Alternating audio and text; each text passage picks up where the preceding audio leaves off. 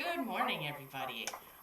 This is Cassin here with you today, talking about national cannabis news. I'm glad if you can join me. We've got a little bit of cat cam. The cats were here just a moment ago, but alas, cats are fickle and they have left us. Um, they have a new cat UFO bed, so perhaps they will join us shortly. Moving right into the news today, we're going to cover a lot of things. We're going to talk about cannabis pardons. We're going to talk about cannabis busts, other major cannabis news around the country, things that we've been doing in ASTM and trying to make the world of cannabis more standardized, safer for workers, safer for consumers. Uh, we're also going to talk about things that are happening in Congress right now and what you should be doing to talk to the executive branch. So let's go ahead and get started. All right, so you may have heard in the news that the governor of Maryland has pardoned 175,000 cannabis convicted folks from Maryland. When I first heard this, I was very excited indeed. And then I dug a little bit deeper into it, and I realized that this was only for misdemeanors in Maryland. So that meant no one was released from jail. No one was released from prison. And that made me really sad. I feel like it's worth noting that in Maryland, they have one of the highest per capita ratings of people that are imprisoned in their state, of all the states, and of all of the nations in the world, right? It's a little bit crazy. 531 people per every 100,000 people are imprisoned in Maryland, and many of those people have not even been convicted of the crimes that they are being held for. And in this case, 175,000 people, that's almost 3% of the total population of Maryland had been prosecuted for misdemeanors for cannabis. I mean, it seems a little extreme. And that didn't even include the people who are currently behind bars for this.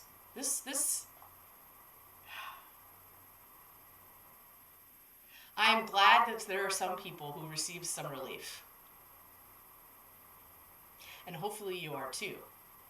But there are still people awaiting trial for cannabis crimes in Maryland, and there are still people behind bars for cannabis crimes in Maryland, even though Maryland is a legalized state, and that is wrong. And we should all be actively saying, you can do more, because they can, and they should. And we should not continue treating traditional market operators who've been bringing us the sacred plant for decades like they are some kind of criminals that are going to snatch our children and eat them or something. I mean, it's sad, the stigma that is around the plant, especially with the amount of people who are currently using the plant today, working with the plant today, profiting from the plant today, in states across the country, including Maryland.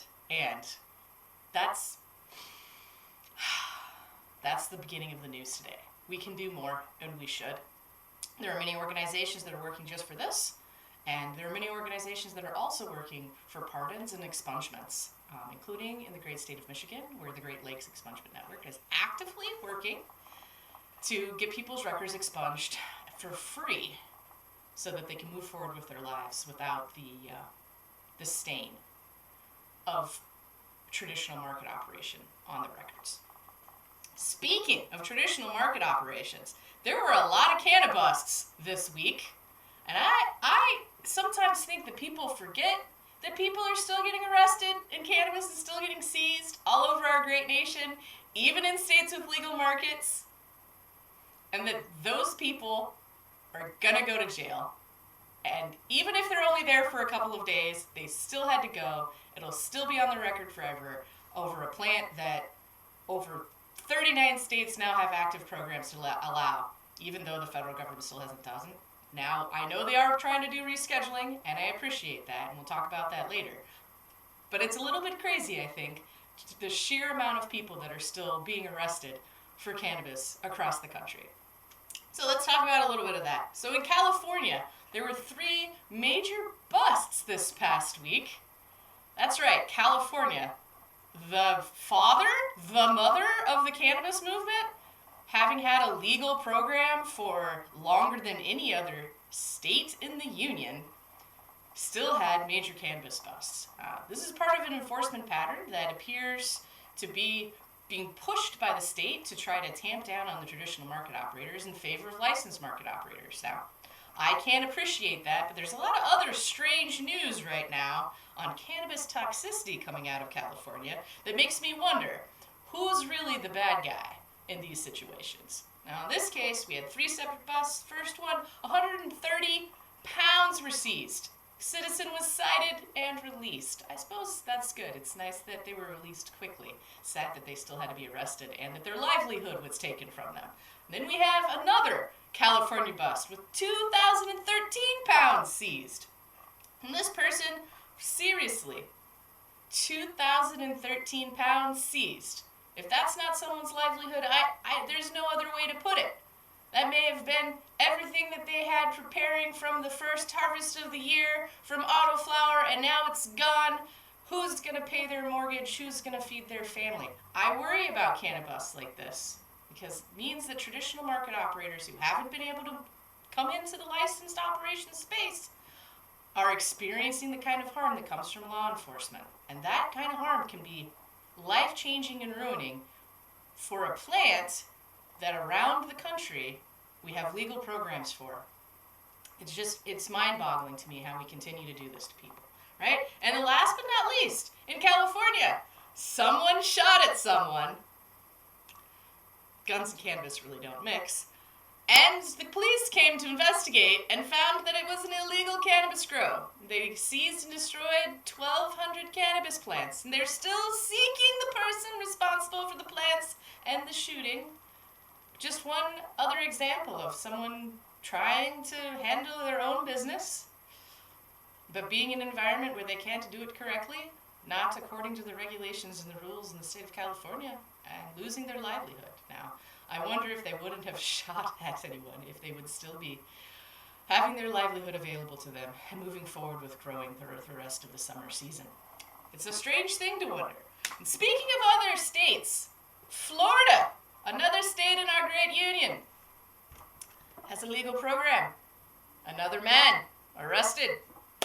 28 pounds seized, 24 pounds seized, citizen charged with possession and intent to distribute. Now, this seems a little crazy, right?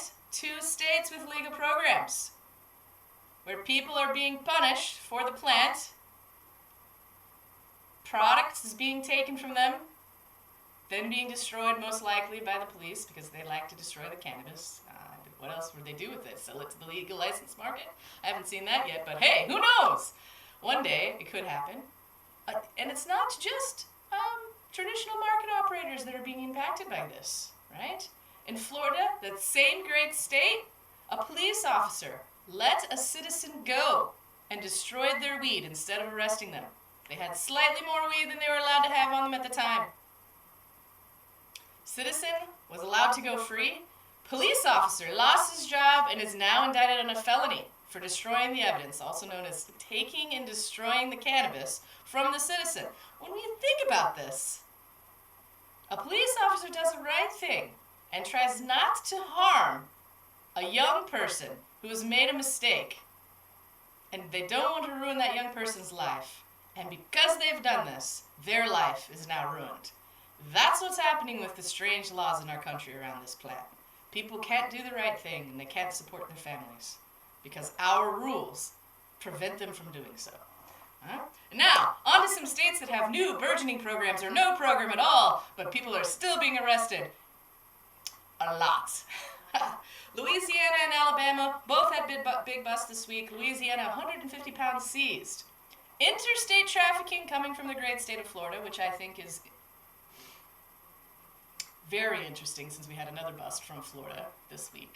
And, this person is probably going to go to prison for interstate trafficking. They'll probably go to prison in Louisiana, even though the president has pardoned people, even though all they had was possession. They hadn't actually sold anything. It was just in their vehicle. And it's a product that people use all over the country and that people are often transporting as licensed operators from facility to facility to make sure that you have access to the plant. This person will go to prison for that same thing. And that's the reason why we should be having this conversation at the national level. That's why we should be looking at rescheduling. And that's why we should be asking about descheduling. Because until we stop spending our police resources, our law enforcement resources, our prisoning resources on people engaged with this plant, right, it will be a waste. It's a waste when we acknowledge as a society that this is a safe, non-necessarily harmful plant that we all think should be legal. We, the citizens of the country, over 80% of us think it should be legal. Over 95% of us think it should be legal for medical purposes, right? Like, that we should still be imprisoning people over that and should still be allowing people to stay in prison over that. You know? Beyond that, another person in Alabama, which has a new program, okay? There's a new program there. They've acknowledged that people need access to the plant. This person, dozens of pounds were seized from them. They will also charged. They've also been imprisoned, right? In a state where there's a new program because they've acknowledged that citizens of their great state need access to the plant, but they're making sure that traditional market operators don't have the opportunity to support their families and get the plant to the people who need it. Those medical patients in your state, they still need it, even if you think that they shouldn't be able to get it except for a straight state-sanctioned program. Access is important, and the longer it takes for you to give access to people, the more you're going to have traditional market operators trying to satisfy the needs of the people. Because the people have needs. In some cases, this product is life-saving. For my wife, a multiple sclerosis patient, 100%, this is a life-saving medicine. She would not be the way she is today years after diagnosis, when they only gave her 5 years, we're 10 years in. She has cannabis. She uses it daily. She is benefiting from the plant, if only in quality of life, if not even longevity of life, because of the access that she's been given and through state programs across the country. Now, don't you think that that should be the same for any person? That if there was a way to help your family members, that you would? Then why are we still focused so often on busting people for cannabis, whether it's simple possession or are, growing in their own homes or growing for their neighbors or traditional market operators who've been bringing medicine to the masses for decades? Just doesn't make sense to me. A lot of times people will say, oh, but it's because it's not safe. And only licensed markets are safe. And then we have the LA Times bringing to us knowledge that cannabis and cannabis products in the great state of Michigan and licensed operations are tainted with pesticides beyond the EPA limits for single point exposure, toxic chemicals then being smoked by citizens in the state of California, in the licensed marketplace. How is that any safer than your neighbor growing the cannabis for you and making it available in an organic farm or a traditional farm on the side of a mountain down the street from where you live? Is it as safe? Because the DCC has been regulating the plant for a decade? Are the labs appropriate? Are the testing standards appropriate? I question everything all the time. That's my job. My job is to question so that we can continuously improve. When we consider that in this case, it was possible to have tested for these pesticides, but because the state didn't require it, the testing labs didn't do it. And because it wasn't required, operators didn't do it for themselves. And because it wasn't required, people thought it was okay to use these substances because no one would know. Really begs the question, what kind of quality is there out there? The small-time operator growing craft cannabis to sell to his friends, family, and neighbors, is he making a choice to use toxic chemicals that are going to impact the people that they know?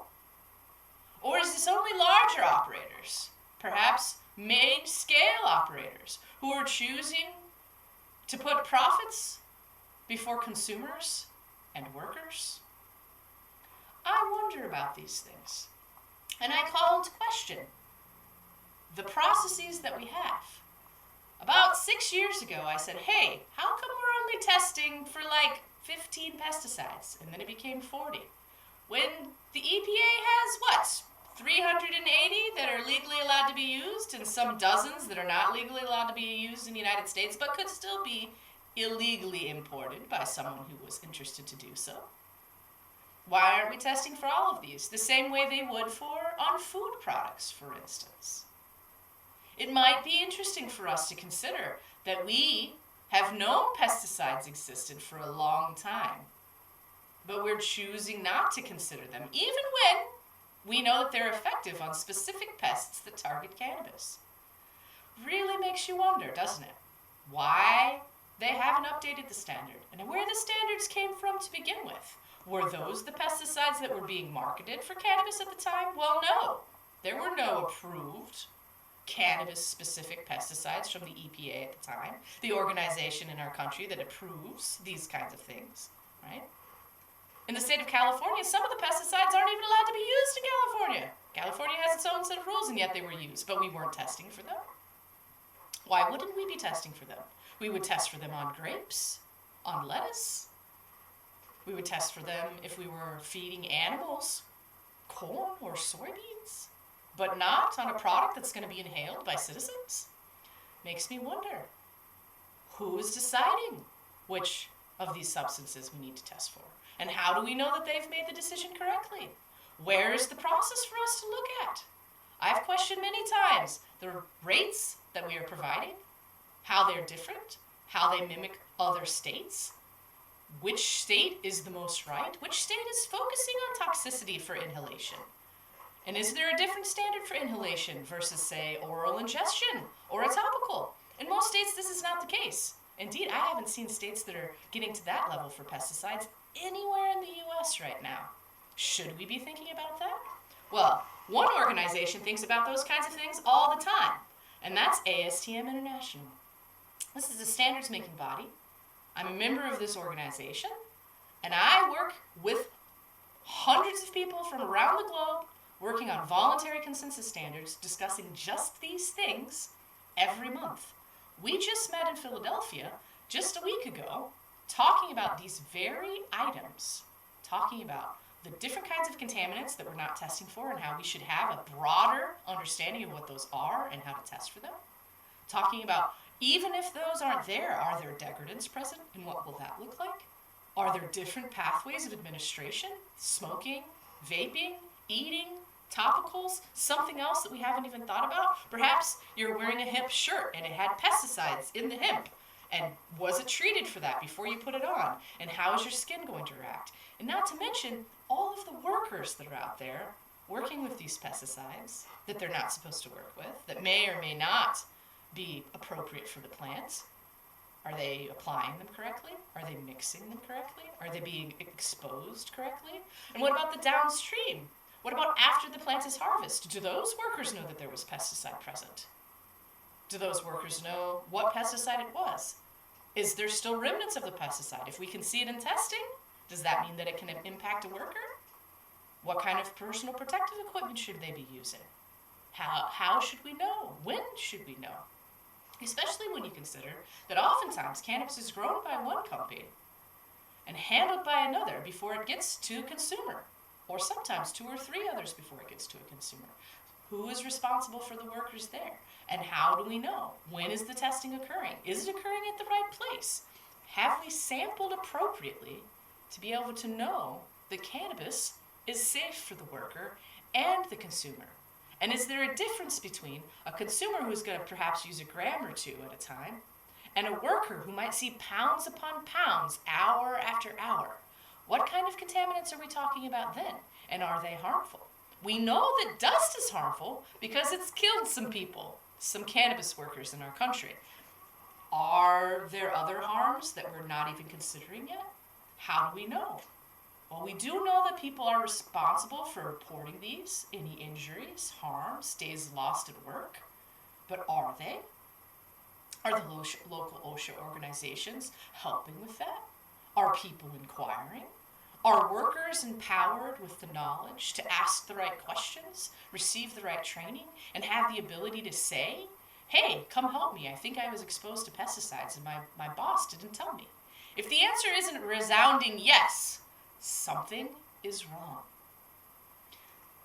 That's why we're working on voluntary consensus standards, because we, as the industry and consumers of products made by the industry, should be able to say, hey, we think there should be standards, and those standards should be specific at all parts of the plant's life cycle, and we should be able to know when it's going to impact the plant, when it's going to impact the worker, when it's going to impact the consumer, and how we know and monitor at each step in the process. The same way you would if you were growing soybeans and you were using pesticides for cannabis. The same way you would know if you were harvesting those soybeans, or if you were processing those soybeans, or if you were feeding those soybeans to your family or an animal. If you were processing those soybeans after they were soybeans and making them into other products, there are standards and monographs that tell you, yes, these are of an appropriate grade, and yes, they don't have as many impurities. And those are international standards. So there's no reason why we shouldn't have an international standard for cannabis. You know? This past time, we were talking about more than just safety. We're also talking about sustainability, which I know is really important for a large population of the world, mostly young people, but others as well. Thinking about how can we engage and impact so that we're not just removing all the water, destroying the forest, destroying the soil. Wonderful for us. The cannabis plant, especially hemp fiber plants, hemp building material plants, hemp food plants, can be terribly helpful for this. With carbon sequestration happening, we can literally take and grow multiple crops of hemp in a growing season, make them into building materials that sequester that carbon for decades to come. Have we thought about this? Hempcrete is a thing. We could be thinking about it more. And at ASTM International, we are. We're talking about it every month. How can we move forward with making changes to the industry, innovations from the industry, to help sustain our energy, all of the water, all of the land, regenerate the soil, while also creating products that bring value to people around the world. And we're seeing this across the planet right now, not just in the United States, where we're really focused on cannabinoids, but we also have fiber and building materials and seeds and animal feeds that we're working on. But around the world, people are doing this. Around the world, people are growing this plant. You know, I just saw that a post just yesterday on LinkedIn. Thank you, Arnaud, for sharing this. I appreciate it greatly. I wouldn't have seen it without your share. Where in the Rift, people are now back to making blocks of hashish and its CBD that they can now export for other people to use. A place that has been doing this for generations upon generations is now doing it in a new marketplace for hemp products around the world. You know, we're seeing huge progress in South Africa on this. Huge changes in the way China is handling it. Major changes in Japan right now for the types of products that can be received there for both fiber and food and medicine. Everyone is thinking about this plant in a different way. And ASTM is right there with them, setting those standards, trying hard to make sure that the standards make sense on a global scale so that we can all use them, come together in a harmonized fashion to move this industry forward. I cannot be prouder to be a part of the organization, right? When I think about the 55 standards that already exist, plus the 6 that I believe are being published in the next quarter or so, how much work we have done in these past 6 years, and how much work is left to be done. It's an amazing organization. Anyone can be a member and participate. Anyone can buy the standards, right? If you're a member, you get a copy of all the standards. If you're a member, you get to vote on which standards and whether or not you like them or you dislike them and you want them to be changed and why. That's what voluntary consensus means, that we all do it together and that we all consent. And if for some reason we have one person who just isn't consenting, then the rest of us have to get together and agree. Yeah, what he has to say, we don't agree with it, and so we're tabling it for now, and we'll discuss it in the future. This is like the best way to move forward with standards, don't you think? It's way better than a random regulator deciding which pesticides to test for, which don't include all the pesticides that are used on the plant. But that is just my opinion. So, I wonder if anyone out there has considered joining this, are a part of this, if you're having the same experience I'm having. If you are, I would love to hear from you.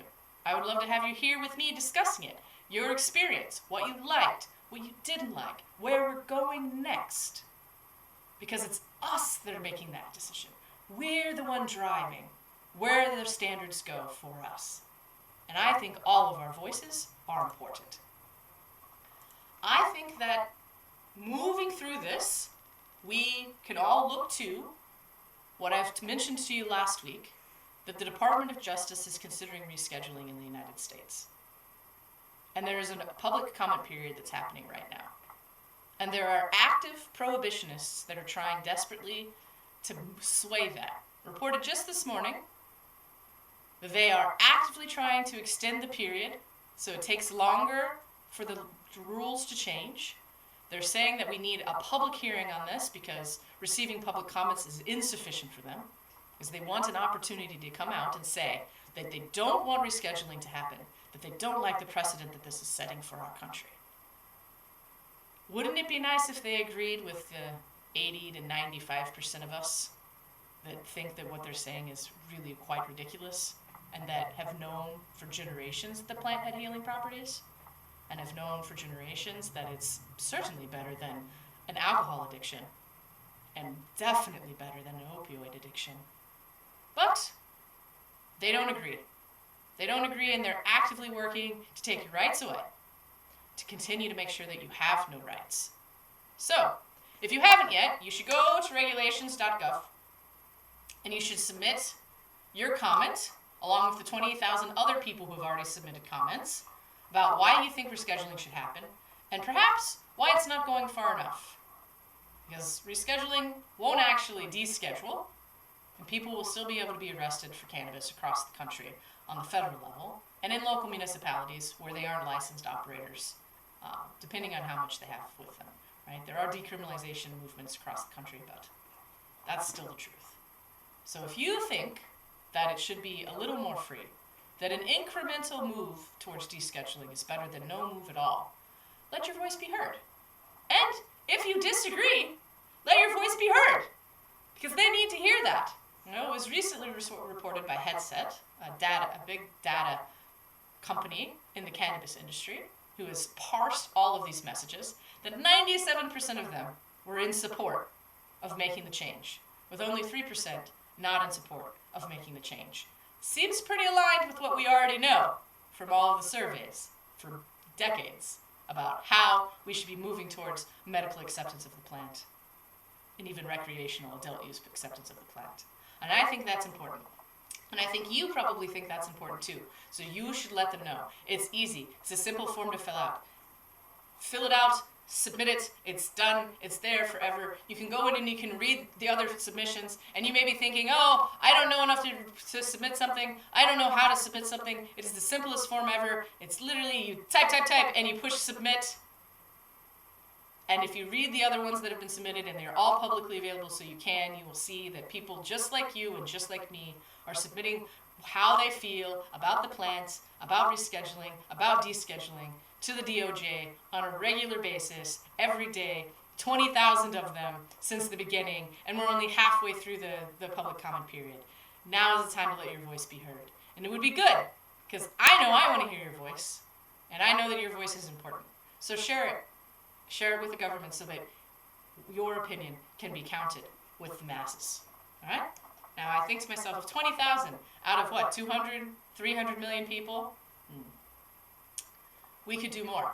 Let's flood them with comments. Let's give them so many comments that they know it's a resounding yes to do this, or more, from all of us citizens submitting our comments. Right?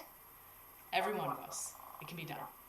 Now, thinking of the government, you may have heard that the House of Representatives, or as I like to think of them just now, the House of Republicans, have done some strange things related to cannabis recently. And I call them strange things because it seems like they're not really sure how they feel about cannabis at all.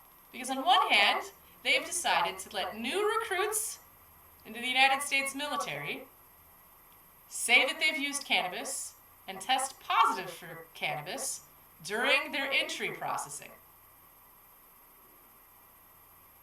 But they won't allow that for veterans of the armed forces or active duty service people or federal workers who are not soldiers, or basically anyone that needs to get a federal certification to continue their job, like, say, truckers or medical professionals or first responders around the country. So only new recruits, who will then immediately be under the UCMJ that clearly says that they're not allowed to do this and will be receiving drug testing randomly and sporadically throughout their careers. It seems a little disingenuous to think, oh yes, new recruits, we will be lenient with them, but everyone else gets the stick. I understand needing to put out carrots to get people to come to join the armed services, but is telling a person that's used cannabis before that they can't ever use cannabis again an appropriate response? It seems a little disjointed to me.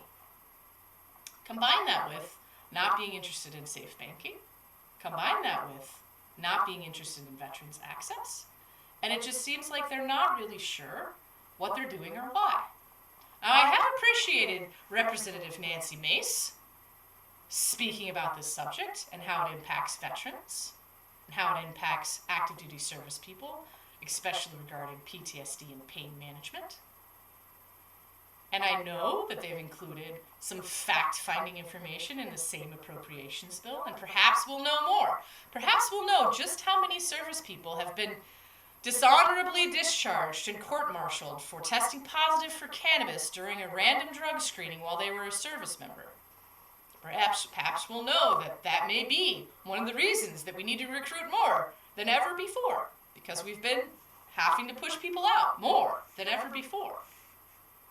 Perhaps the almost $80 billion industry of cannabinoids across the country, where streaming services and social media are advertising to you that cannabis is legal and you should use it and we'll drop ship it to your home, doesn't actually apply to everyone.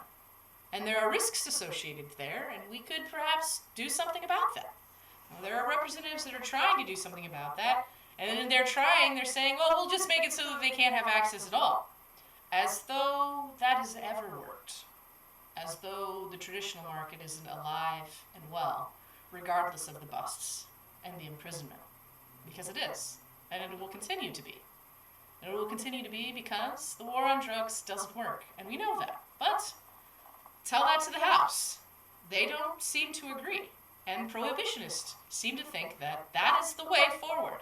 That somehow just telling someone that they shouldn't is enough, without dealing with the reason why they would, and while allowing other substances, like alcohol, that cause great harms to still exist. It's very confusing for me, and I think it's confusing a lot for youth of the day, how people are making these decisions. And it might be confusing for the people making the decisions too, and that might be why they're making poor decisions. I speculate. You never know. It's possible. I consider as well that right now we have a huge shortage of first responders and medical professionals. They could have changed something about this as well. They could have changed it so that people can't say that you don't get a job because you have cannabis in your system any longer. That only if you perform your job poorly, just like you would if you perform your job poorly if you were drunk, can there be consequences related to your job. If we did that, maybe we'd have more first responders. Maybe we'd have more nurses. Perhaps we'd have more doctors, more med techs. Who can know? I wondered myself about this, especially after we passed the MMR, which gave doctors the ability to freely talk about these products with their patients that they were not allowed before, without risk of losing their licenses to be doctors. But strangely enough, it didn't include all of the other people that are first responders. Didn't include all of the nurses. It didn't seem to include all of the other people who are constantly providing services to communities that might be consuming these substances with intention of improving their quality of life with self-medication. And that makes me wonder, is the House considering that? Are they considering all the other people who can be impacted by drug screening for employment, which has nothing to do with a person's ability to do their work or their job, with a person's ability to do it safely, with a person's ability to communicate with their peers? Indeed, in some cases, for some people, might actually make them perform better at their job. But we could never talk about that. We could never talk about how it's a medicine that helps people who otherwise struggle. No. It might be okay for you to use opiates while you're at work and while you're driving, but never cannabis. That would just be a step too far. It reminds me of Dare when I was younger. You all remember this program. Perhaps you've been through it yourself. I was looking through my old school notebooks.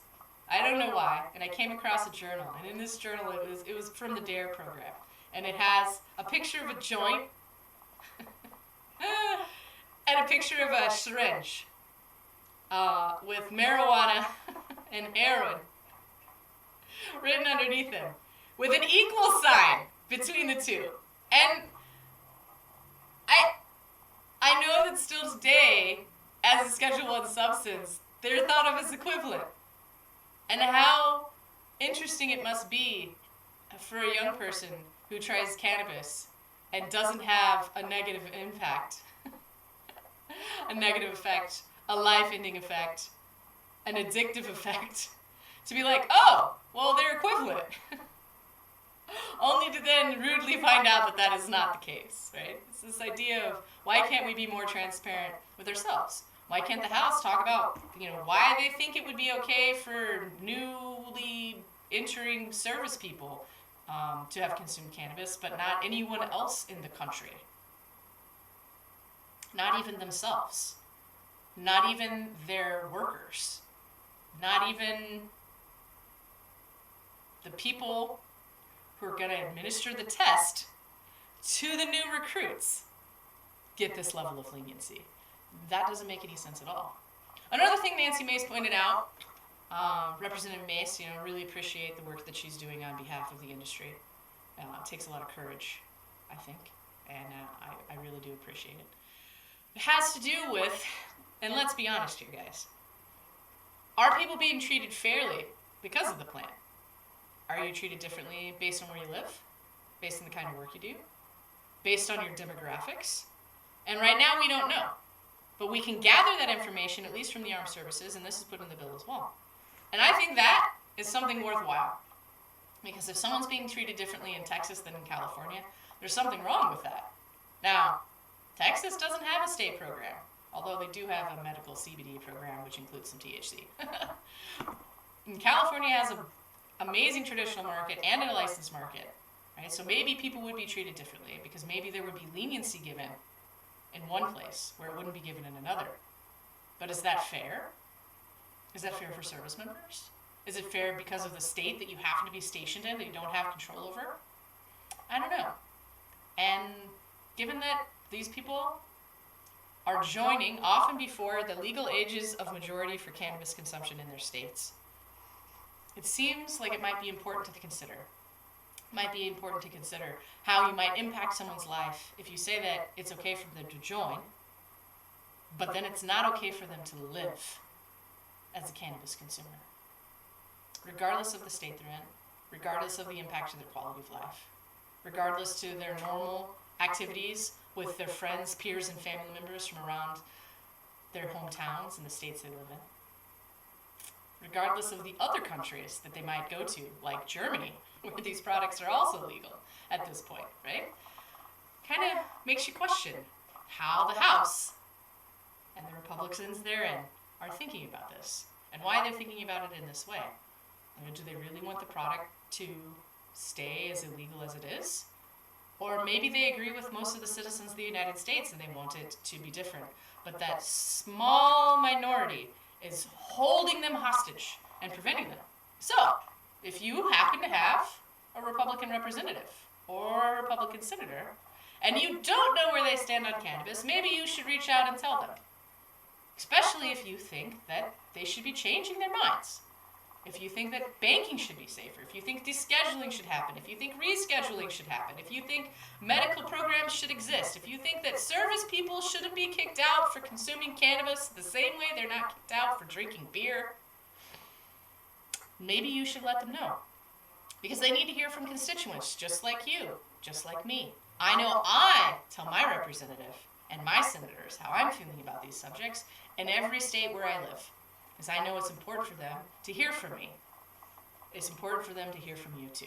And I think that if you did it, you might get a response back that you're not expecting. They might be a little more sympathetic than you're expecting. And if you're a prohibitionist, you're probably already telling them.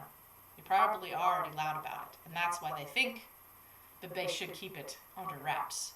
So you might also consider the families that you're harming, the law enforcement dollars that are being spent on this, instead of all the other things that could protect you, like, I don't know, rounding up rapists and murderers.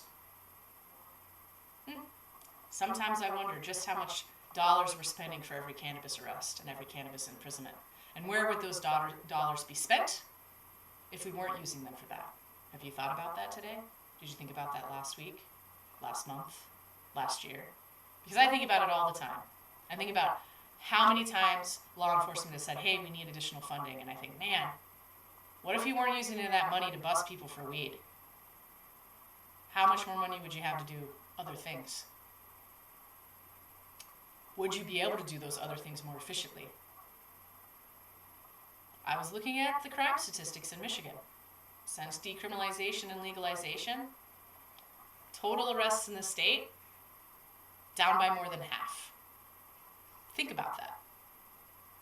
How many arrests predicated on someone smelling weed, on a law enforcement officer smelling weed, and everything else that comes after that? Because until recently in Michigan, that was probable cause to stop someone, to search them, to ask them questions, to search their vehicle. And it's not now. And now we have less than half the arrests than we had 10 years ago. Seems like a pretty big deal. Seems like because we're having fewer arrests here in Michigan, that law enforcement officers might have more time to finalize crimes for other things, like, I don't know, burglaries, or rapes, or murders, or, I don't know, bribery campaigns for corrupt politicians. Who knows? Something other than focusing on the weed. You know, and in Michigan, a lot of prosecutors will tell you they're not even gonna try. It's just not worth the squeeze. And it shouldn't be. It's so funny. Sometimes people will say, oh, I wish there was more enforcement because the traditional market is hurting my business. And I think to myself, oh, I'm so glad that there's less, even when there's more, because there is more enforcement now in the state of Michigan. Because that means that people have more access, and access is important. If you have access where you are today, take a moment. Remember the people who are still in prison today for the plant, for bringing access to the plant to their friends, their family, and their neighbors, who will potentially be in prison for decades to come, whose families have been harmed. Think about those people who were busted this week and last week for cannabis, who will still go to prison. Think about all of the workers that are being exposed to toxins because the rules and standards aren't yet written, because they're not clear enough, that brought you that plant, that brought you the great product that you're using today, that you're enjoying today. Think about that. This is a long chain of people that have brought the plant to you today, that have given you access. Think about the medical patients who were activists who were arrested in the early 2000s and the late 90s. Think about all of those people. Those people who came before you. Those people who are allowing you to buy a cheap pre-roll at your local dispensary, a bag of gummies. Those people that have allowed and moved forward to allow you to have gummies shipped direct to your house. Those people who decided that it was really important that concentrates existed and created ways to be more stealthy through vaping products so that you could have access. Think about them just for a moment, maybe just right now. And remember, that it's those people who give that access. And that access can be taken away. The changes in government, changes in enforcement can happen. That's something that you may be considering today as a given. Something that you've never even thought of as, hey, illegal. Because in some places, California, maybe even Colorado, Michigan, things have been legal for so long that it's hard to think of them in the eyes of prohibition. But it's still the case today. And think about making that comment to the Department of Justice about why we should do rescheduling or deschedule, about reaching out to your representative, or about reaching out to your senators. Think about those things, just for a moment. Because those people, they came before you. Because our ancestral lineage of the plant. Think about the native people who came before you, who had used this plant for generations. Think about all the people around the world, all of them, who have used this plant as a sacred plant with their religious practices, who have been shunned and ostracized and imprisoned. All of those people. Just for a moment.